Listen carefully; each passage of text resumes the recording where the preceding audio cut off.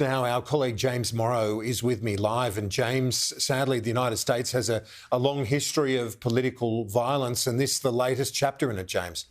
Well, look, I mean, the United States is no stranger to political violence. Sadly, of course, a lot of nations have that problem. But, I got to tell you, though, this was just an extraordinary event here. And I thought that just to react to some of the statements that we just saw there read out by Trudy McIntosh, I really thought that Kevin Rudd and Scott Morrison captured it very well, and probably, frankly, better than President Joe Biden. Kevin Rudd called it what it was, an attack. Scott Morrison called it an assassination attempt.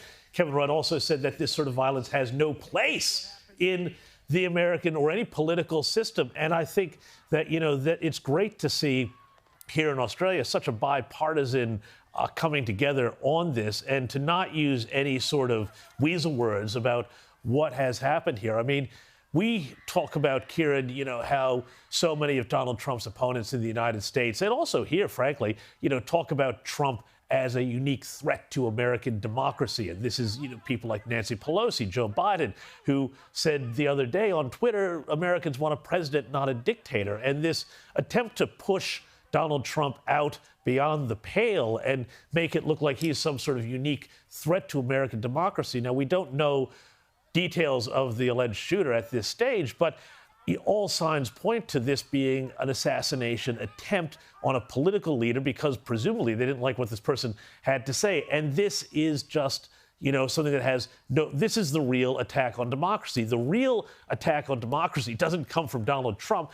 It comes from anybody who tries to kill, to murder, to assassinate a politician they don't like because of their opinions. Look at this. I was watching it as it happened. We were live on air at the time, and just seeing it, not as a political reporter or as a journalist, but as a human, you look at that and you think, he is so lucky to be alive, grazing his ear. I know tragically one person was killed in this, and we remember that, and President Trump, the former president, made known his own condolences to that person's family. But this was so close to being a whole lot worse. Well, and that is just the extraordinary thing about that. Literally millimeters difference between clipping the former president apparently on his ear and, potentially penetrating his skull, hitting him in the brain. This was, the phrase dodge a bullet. Well, this is dodging a bullet right here. This is just extraordinary. And of course, obviously, everyone's condolences go to the family that lost a loved one today at that rally. But, the idea that the front runner for the U.S. presidential election, and he is the front runner in all of the polls here, could have been eliminated, literally physically eliminated from the race by an assassin's bullet. And it is just, the slightest bit of wind or the slightest bit of movement could have changed the outcome of this incident. Is just extraordinary, Kieran.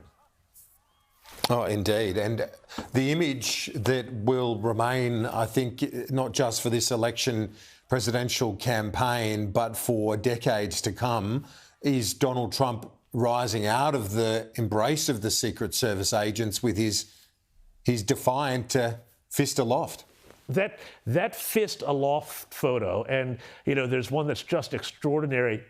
He's framed by the American flag, Secret Service agents, and his fist is in the air to show he's okay and he's continuing to fight. I was saying just before, Kieran, on Outsiders, that the theme of this campaign, I think, going forward is going to be one of defiance. And, Kieran, throughout the Trump campaign, he has always put himself in this sort of position where he says, you know what, I'm here, I am protecting you from what they'll do to you. I'm literally taking the abuse for you, the ordinary Americans. And, that case has become a lot stronger because apparently, if what's happened has happened, it's not only lawsuits and attempts to jail him and all sorts of things. We are now in this real sort of territory of trying to assassinate a political opposition leader, which is just extraordinary. And, it is not someplace America wants to be. We had a madman shoot Reagan. Reagan thankfully survived.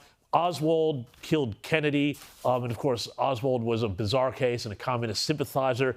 And let's also not forget, though, that really there is a problem with political violence in America, in the world, but it largely comes, I think, from the left. The left very much, is the first to go to riots, first to go to violence when they don't get their way. And we see this around the world. And this may be, we don't know yet, but this may be what we've seen here, but we'll find out more, I guess, in the hours to come. And there's an aerial shot there coming into the newsroom of that scene in Pennsylvania. The DA confirming, the local DA confirming that one person was killed and others seriously injured, at least one other seriously injured. And then we saw that remarkable first-hand account from a witness who saw the gunman climbing that building as well outside. James Morrow, thank you.